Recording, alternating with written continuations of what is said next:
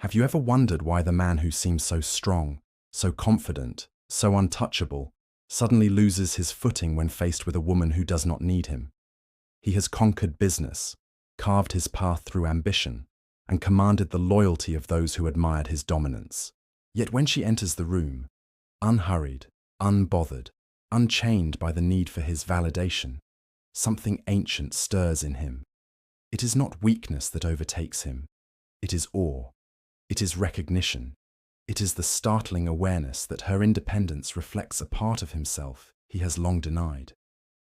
For centuries, culture has whispered to women, "Need him, and he will love you." Dependence has been dressed as devotion, self-sacrifice mistaken for affection. But the woman who walks a different path, who builds her identity not on his gaze, but on her own wholeness, she bends the very air around her. Jung might say she embodies the archetype of the self, the integrated spirit that no longer splits itself to survive. She has met her shadow, wrestled with her insecurities, and chosen freedom over approval. And because of this, she becomes irresistible. To the uninitiated man, her independence feels like a wound. He wonders why his charm doesn't sway her, why his accomplishments do not impress her, why she doesn't melt under the weight of his attention. But to the man who looks deeper, she awakens something far more dangerous. Desire not born of possession, but of transformation. She calls forth the part of him that wants to rise beyond ego. She compels him to face the truth that no matter how many empires he builds, he remains incomplete until he confronts the shadows within his own soul. You have seen it before, the magnetic pull of the woman who does not chase. She is not cruel nor cold. She is simply whole within herself. She knows loneliness, but she does not fear it. She has tasted rejection, but it no longer defines her. Where others bend themselves into fragments to be chosen, she stands in her entirety and whispers, without words, "Choose me if you dare. And if not, I remain enough." And this terrifies him. For deep within, every man carries a wound, the fear that he is not enough, that his worth is conditional, that his strength is a mask hiding frailty. Most women, out of their own unhealed wounds, attempt to soothe this fear. They validate, they submit, they make themselves smaller, so that he can feel larger. But she does not. She refuses to diminish herself. And in doing so, she forces him to see himself as he truly is. This is where Jung's idea of projection unfolds with brutal clarity. The man projects his anima, the feminine aspect of his unconscious, onto women, expecting them to complete him, to give form to what he cannot find within. When a woman accepts this role, she becomes a mirror of his fantasy, not of herself. But when she refuses, when she stands as her own person, she shatters the illusion.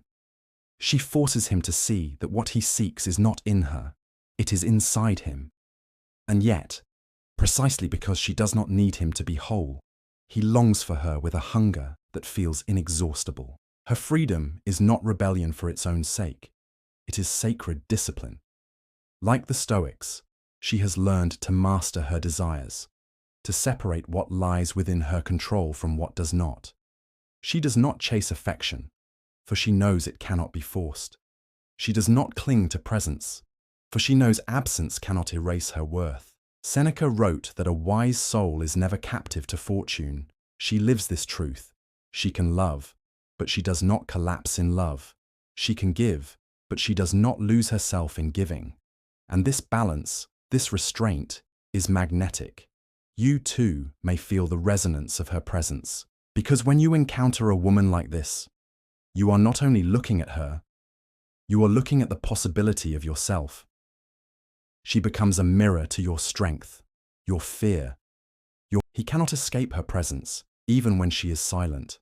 It is not that she overwhelms the room with noise or demands. Rather, it is the opposite, her stillness, her groundedness, her refusal to orbit around anyone else's gravity. She moves as if she is in communion with something larger, something eternal. This is what unsettles him, for deep in his psyche, He senses she has already faced battles he has avoided. She has confronted her own chaos, embraced her solitude, and discovered that her worth was never contingent on his recognition. And here lies the paradox. The more she demonstrates that she does not need him, the more he hungers for her. But it is not the hunger of conquest alone. At first, yes, he might feel the urge to win her, to prove himself worthy by breaking through her walls. But as time passes, his attraction shifts. He begins to realize that what draws him in is not her resistance, but her radiance, an inner light forged through shadow. He realizes she is not a prize to be claimed, but a mirror held up to his own incompleteness. Carl Jung taught that the soul is not made whole through clinging, but through individuation, the long and often painful process of integrating the unconscious, reconciling the shadow, and becoming complete within oneself. The woman who does not need him is living proof of this path. She has stopped outsourcing her value to others. She has taken back the projections, lifted the veil of illusions, and dared to face herself in raw honesty. In doing so, she embodies what he secretly longs for: freedom from the tyranny of external validation. You might think this kind of woman would repel men, that her independence would intimidate and drive them away. And yes, many men retreat. Many cannot stand before her light because it reveals the cracks in their own armor. But the man who remains, the man who does not flee, is the one who begins to awaken. For him, she is not simply a partner, she is a catalyst. She does not soothe his ego. She shatters it, so something deeper can emerge. Consider what happens when a man encounters a woman who validates every insecurity, who molds herself into what he wants. He feels comfort, but it is a hollow comfort, for it confirms his illusion of control. He may enjoy her presence, but he does not grow through it. His shadow remains hidden, his anima projected outward, his soul untouched. But with the woman who does not need him, there is no such illusion. Her presence says, "You must meet me as I am, or not at all." There is no transaction, no performance. There is only the invitation to rise to her level or walk away. This is why his attraction is so fierce, so consuming. It is not the attraction of lust alone, but of transformation. She represents the threshold of his own becoming. Jung would call her the anima in its highest form, not the fantasy projection of softness and submission, but the spiritual guide, the inner flame that calls him toward individuation. In loving her, he is not merely chasing her body, he is chasing the missing pieces of his own soul. And yet, she remains untethered. She does not bend herself to keep him. She does not lose herself to sustain his love. She allows him to come close, but never at the expense of her wholeness. To some, this looks like cruelty, but to those who understand, it is the deepest act of love, for she refuses to collude with his illusions. She refuses to let him remain asleep. Do you see the hidden alchemy at play here? Her sovereignty awakens his longing. Her refusal to need him forces him to confront his own need for himself. Her independence whispers a dangerous truth. You cannot be loved fully until you love yourself fully. You cannot be chosen until you choose your own soul. And this truth shakes him to his core. There is a reason so many myths and stories describe the hero meeting a woman who tests him, who refuses to be won by charm or force. She is not the reward of his journey. She is the fire that forges him into who he must become. Without her resistance, he would never grow. Without her independence, he would never rise beyond ego. She becomes the crucible in which he learns that love is not about possession, but about expansion. And so, he falls. He falls because her freedom terrifies him. He falls because her strength awakens him. He falls because But his fall is not like the romanticized descent you see in stories where a man simply loses himself in her beauty. No, this fall is more dangerous, more unsettling, because it is into himself. The woman who does not need him shakes the foundations of his being, not by what she does, but by what she refuses to do. She refuses to play the savior. She refuses to play the victim. She refuses to hand him a script where he can be the hero of her life. And so he is left with a void, a silence in which he must hear his own unfinished symphony. That silence is unbearable for many men. It is the silence that reveals their dependency on being needed, their addiction to playing the protector, their reliance on external roles to feel valuable. Without that script, without her leaning on him, they do not know who they are. But for the man willing to endure that silence, something extraordinary begins. He discovers that her lack of need is not rejection, it is an invitation. An invitation to stop seeking his worth in her and to start finding it within himself. This is where the real transformation happens. The woman who does not need him embodies what Jung described as the fully integrated feminine, the balance of anima and shadow, the soul that is not fractured by dependency. She radiates a wholeness that is magnetic precisely because it exposes his incompleteness. She is not there to heal his wounds, but to show him that he must become his own healer. She is not there to feed his ego, but to confront it with the reality of its limits. And still, she captivates him. Why? Because every man, no matter how much he resists it, longs for the encounter that will awaken him from the prison of his illusions. He longs for the mirror that will show him both his weakness and his potential strength. This woman is that mirror. She does not flatter him, but she reveals him. She does not comfort his ego, but she challenges his spirit. And the deeper truth is this: the man who cannot endure her independence is not ready for her, and perhaps not ready for himself. You see, the feminine that does not need him is not cold, not distant, not indifferent. She is, in fact, deeply alive, deeply capable of love.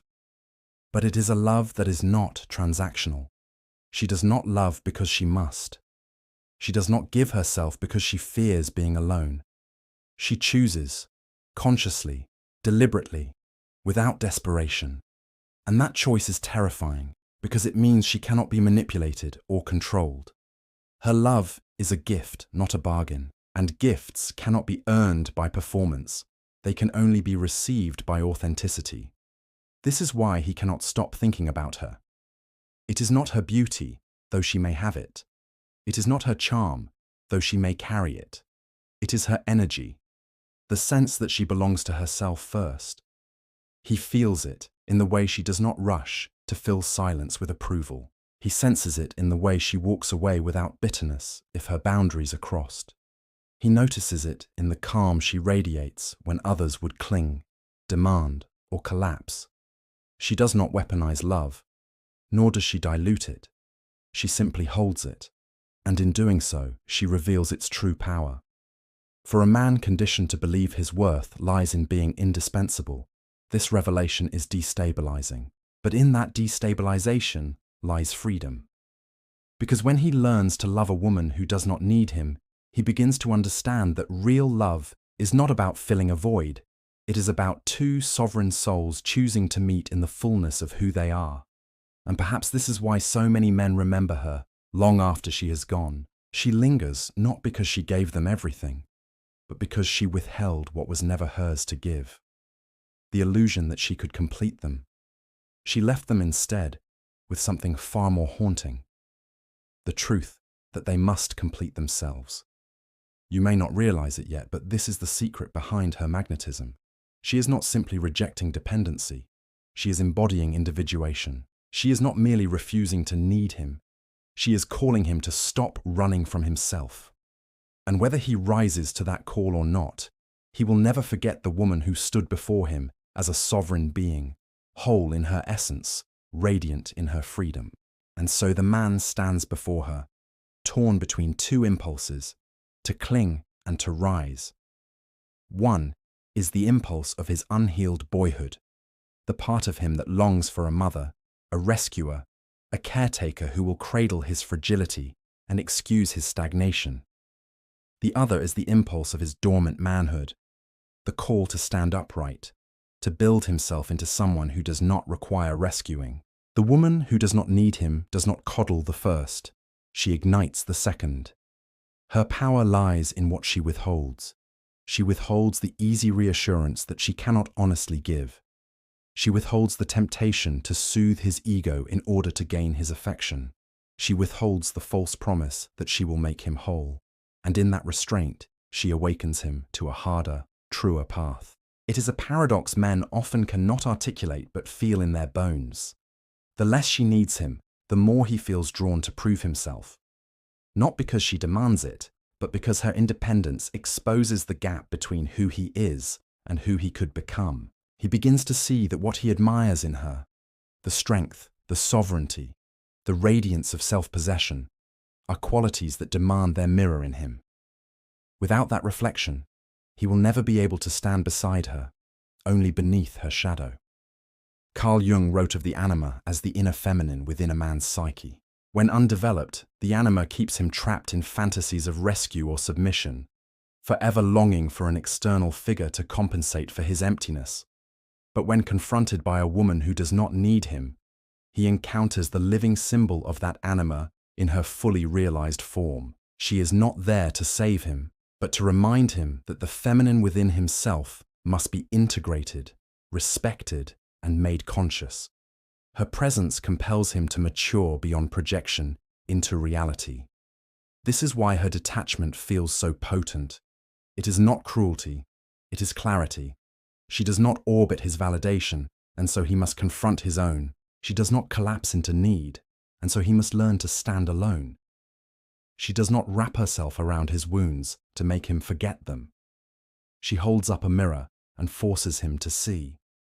And in that reflection, he sees both his brokenness and his potential greatness. What unsettles him most is her serenity. When she does not beg for his time, his affection, or his presence, he senses that her soul is not chained to his whims. He realizes that her life, her purpose, her essence, none of it crumbles if he walks away. This forces him to ask the most dangerous question of all. If she can exist fully without him, then who is he without her? And the only true answer is this: he must become someone who is whole, not someone who is tolerated because she needs him. You too may know this dynamic. Perhaps you have been the woman who dimmed her light to make him feel tall, who softened her voice to make his ego feel large, who carried his wounds as though they were yours. And perhaps you have seen how quickly that love turns into a burden, how easily it shifts from devotion to resentment. But when you step into the role of the woman who does not need him, everything changes.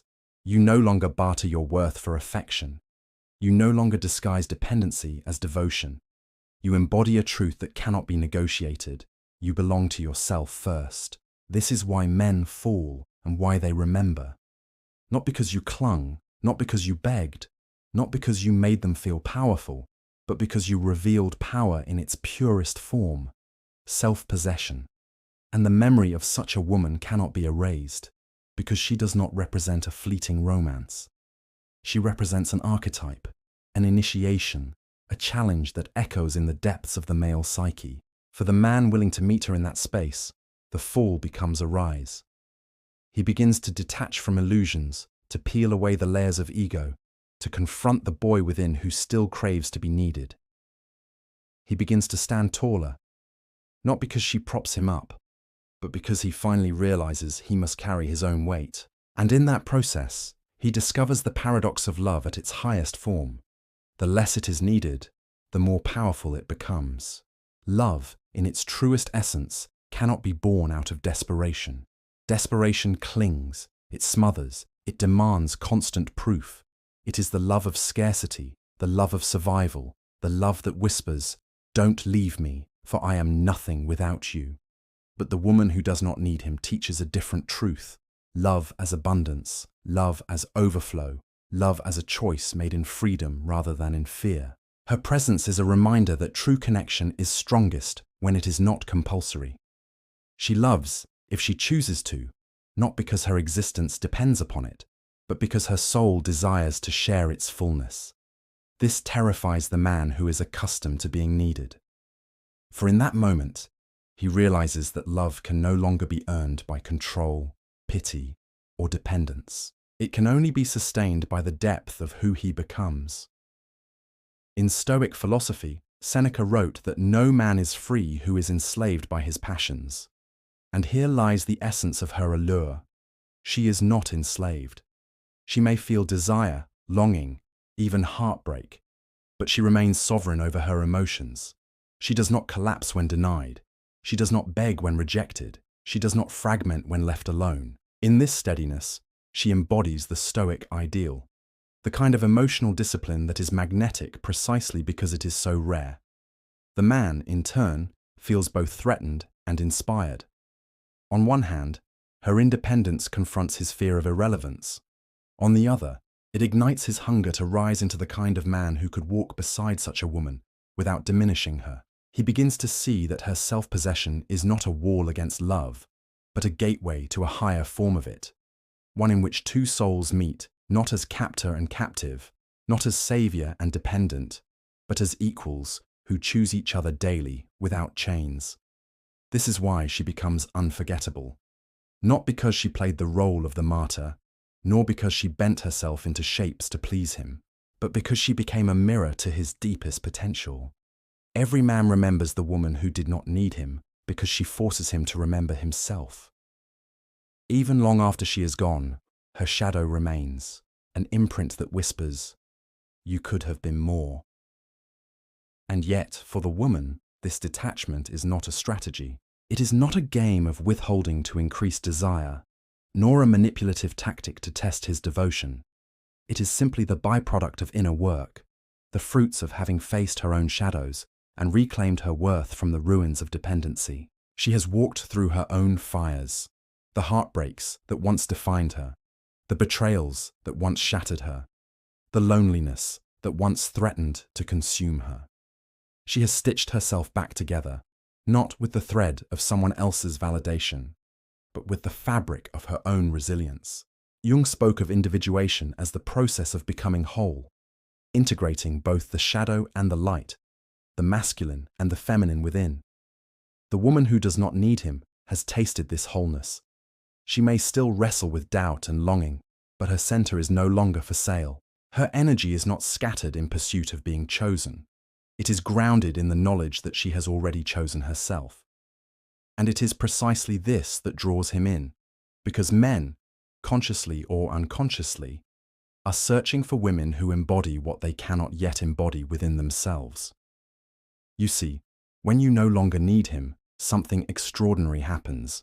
The power shifts, not because you hold it over him, but because you hold it within yourself. He senses that your love is not a lifeline, it is a gift. And gifts cannot be demanded, they can only be received with gratitude. This forces him to rise, to meet you not as a boy in need of mothering, but as a man capable of reciprocity. And here lies the truth most women fear to believe. When you stop needing him, you do not lose him. You either attract him at his highest, or you release him at his lowest. In both cases, you win. For love that survives in the absence of need is the only love that was ever real. At the end of this journey lies a paradox so few dare to accept. When you release the need for love, that is when you finally become capable of receiving it. For need creates distortion. It demands, it pressures, it manipulates. But freedom creates space. Space for love to grow untainted, for intimacy to breathe, for connection to be chosen rather than coerced. The woman who does not need him embodies this paradox. She is the flame that does not beg to be fed, and yet her fire draws others to her warmth. She is the tree whose roots run deep enough to stand alone, and yet those who shelter beneath her branches feel an inexplicable sense of home. He falls for her, not because she asks, not because she clings, but because she teaches him, without a single word, that love is sweetest when it is not demanded. In her presence, he confronts his own illusions. He sees how often he has mistaken control for intimacy, attention for devotion, possession for love. He realizes that what he once thought of as strength, the ability to be needed, was only ever fragility in disguise. And now, in the face of her independence, he glimpses the terrifying, exhilarating truth. The only way to truly keep her is not to bind her, but to be free with her. You may wonder then, what becomes of such a woman when men cannot hold her? The answer is simple. She does not break, for her wholeness was never contingent upon being held. She carries within her a serenity born of shadow work, a quiet confidence born of self-respect. She no longer bargains with her worth, no longer places her identity in the fragile hands of another.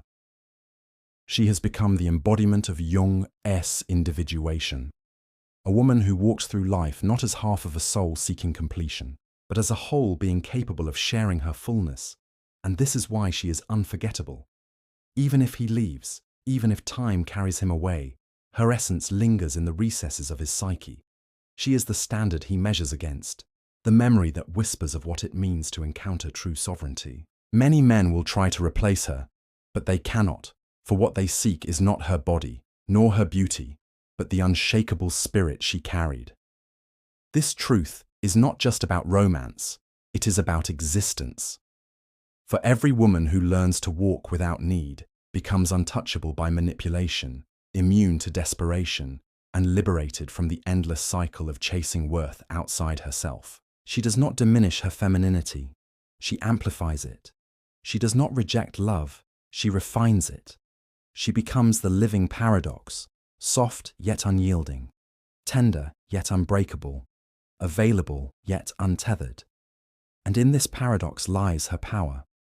The man who dares to rise to meet her will find himself transformed, because to love such a woman requires him to abandon his shadows of control, insecurity, and ego. He cannot remain a boy in her presence. He must become a man. And should he fail, she will walk away, not in bitterness, not in rage, but in the calm certainty that she loses nothing by releasing what does not serve her soul.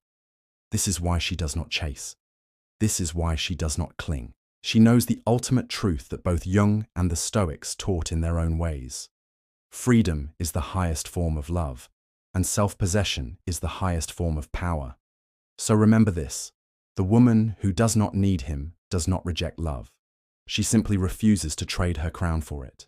She knows that real love is not built on fear of abandonment, but on the courage to stand alone. And because of this, he falls, not into her trap, not into her dependence, but into the depths of her freedom.